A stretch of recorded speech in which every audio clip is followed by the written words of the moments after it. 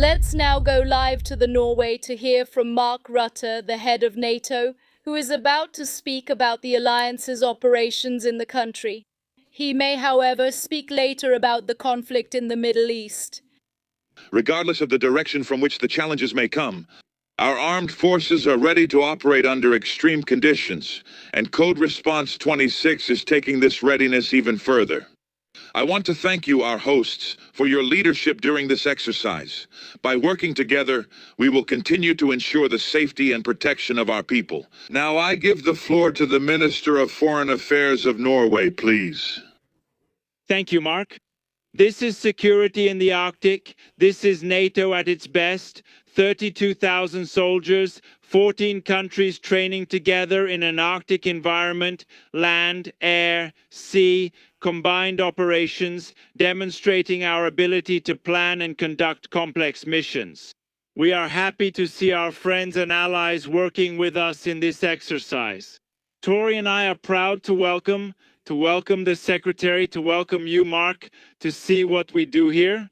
Norway has long sought to strengthen the Arctic within NATO, and we are happy that this is happening. Now, we recognize that we are living in the most dangerous security environment since World War II.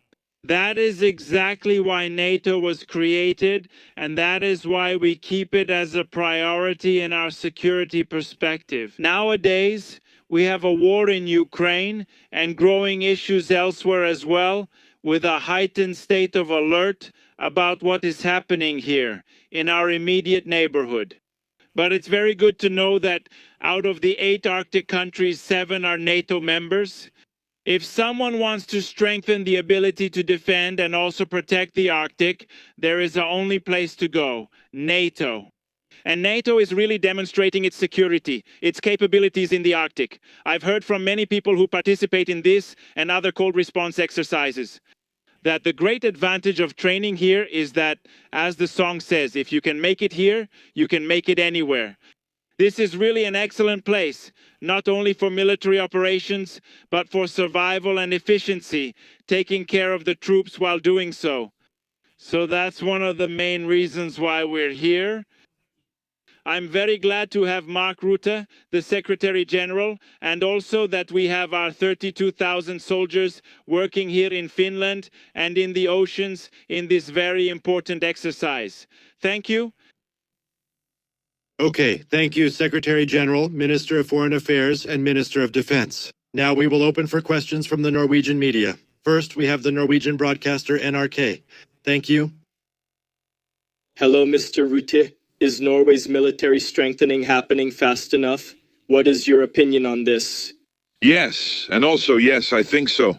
Well, Norway is undoubtedly investing heavily in its military capabilities. You have a clear path to do more in the coming years. As for Ukraine, you are truly one of the leaders in NATO in supporting Ukraine. When it comes to defense spending, the eastern flank, the Arctic, and all those issues, Norway is taking a leading role. You are not the largest nation, but you are performing above average, and that's exactly what we need. Thank you very much. Please over to TV2. Donald Trump expressed strong frustration with the reluctance of NATO allies to participate in efforts to reopen the Strait of Hormuz. And he hinted that the Americans could withdraw from the alliance. How do you respond to that? And does that make you reconsider NATO's role in the Middle East? Well, first of all, let me state and say that when it comes to Iran and the risk of Iran acquiring nuclear capability or ballistic missiles, we have consistently said, as NATO, collectively, that this cannot happen. Therefore, it is really crucial that this capability, both ballistic missiles and nuclear capability, is severely degraded. When it comes to the Strait of Hormuz, I have been in contact with many allies, and we all agree, of course, that the strait needs to be reopened. And what I know is that the allies are working together, discussing how to do this, what is the best way to do it. They are working on this collectively to find a way forward. Thank you very much. So now let's move on to the Force Varets Forum. Hello, Mr. Rutte. I would like to know how important this exercise is, with all these allied countries training together in a region not far from Russia. Is it? It is. It is vital when we look at Russia and see what Russia is doing now in Ukraine. And while they are fighting in Ukraine and against Ukraine, Ukraine is fighting bravely. And I am really impressed with what the Ukrainians are doing. But while Russia is doing this, at the same time, they still manage to maintain the production of the defense industrial base. They spend 40% of the budget on defense, of the state budget, which represents 10% of Russia's national income. And that means, and it's not to organize parades in Moscow, it's to be used. They are using it now against Ukraine. And we know from open sources what our intelligence services are saying and what the media has been mentioning over the last 12 to 18 months, that we need to be prepared for Russia to actually pose a challenge to NATO.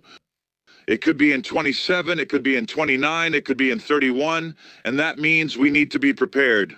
We decided, in principle, to spend the well-known 5% that was agreed upon, including the 3.5% in core defense spending. The goal is to keep Ukraine strong and focus on industrial production. Norway is boosting its own production, working together with transatlantic partners in Europe and the United States. We are seeing many examples of this, including in this exercise, of what Norway is capable of, but also the rest of the alliance. Therefore, I believe we really need to be extremely vigilant. Thank you.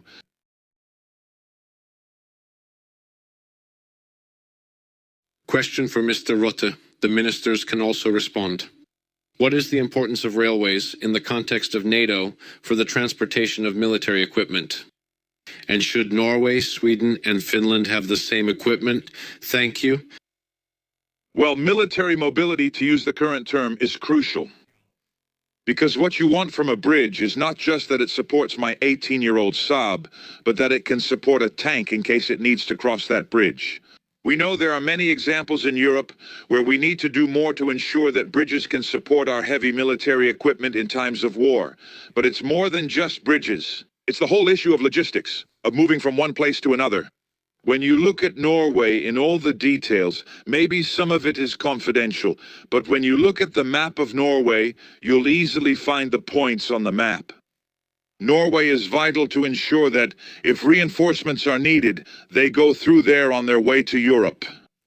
In my country, the Netherlands, the port of Rotterdam is an example, as is publicly known, and other European ports are also fundamental.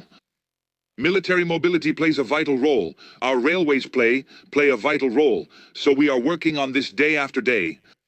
We do this with Norway, the United Kingdom, Turkey working with the European Union, when it comes to the countries of the European Union, of course. Also with the EU working with Norway, the United Kingdom, Turkey, and other countries outside the EU in a joint effort. It's great to have investments and production from the defense industry with well-trained troops, but we need to get them where they're needed. Thank you. Regarding Nia Tromstedt's question, for 70 years we have been alone at the NATO summit.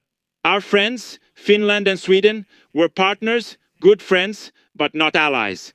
Now that they have become allies, we are no longer thinking only about the North-South axis, but also about the East-West. And there are tremendous opportunities for military cooperation and also new needs for military mobility.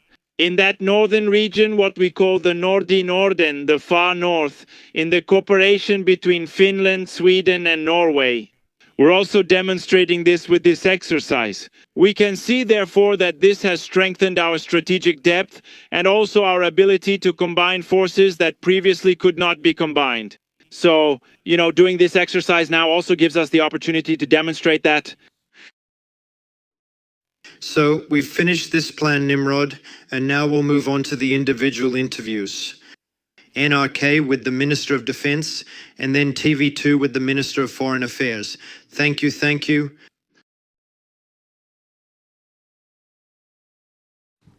All right, you just heard it live. So Mark Rutte, the new Secretary General of NATO, speaking directly from Norway, where he answered the question about NATO's strategic role in the Arctic. That's why he's in Norway today.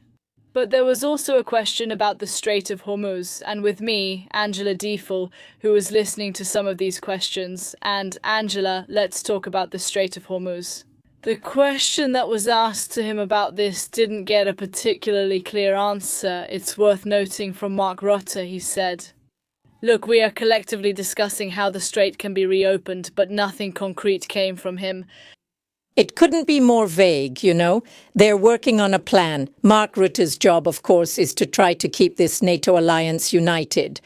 That's exactly what he's there for. And right now, it's an extremely difficult and challenging job. Trump, of course, hasn't stopped openly criticizing his European allies and Canada in NATO for their total and persistent refusal to help him unblock the Strait of Hormuz.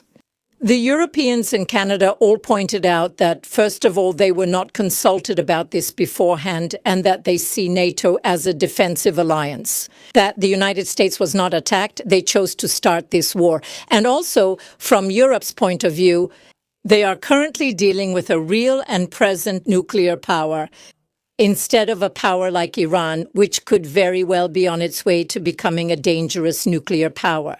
So they made their position very clear. Trump said, I warned, I knew they wouldn't come to help us. We don't need that anyway, but I will remember. And it's possible that, this short-term attitude from Europe, that he insulted them in Davos, that he didn't take care of this relationship. That Europe may deeply regret this. Trump may remember all of it well and may let it influence his stance toward Ukraine. We've already seen this happen. He granted a 30-day waiver on sanctions on Russian oil benefiting Russia. And these things are actually all connected. President Zelensky, on the other hand, hurried without questioning. Can we help in any way? We have cheap anti-drone interceptors. We can help them use them. All of this is a very confusing mix. Trump reaped the rewards of his stance toward the other NATO allies. And they don't want to get involved in something that could become a very complicated war. The objective isn't clear. It really seems like it could end up the way the Iraq War did. And that's why there are very strong reasons for each European capital to have decided that it's not in their country's interest to help the United States. But these things are connected. The expectation in Europe is that all of this can be fixed as soon as Donald Trump is out of the picture. It's hard to figure him out and his motives. His stance is so hard to interpret that maybe the idea is that both sides of the alliance will hold firm. And once Donald Trump is no longer there, things will seem a little better. But this war with Iran is yet another illustration of the tensions between the Trump administration and the rest of NATO. All right. Thanks for your thoughts, Angela.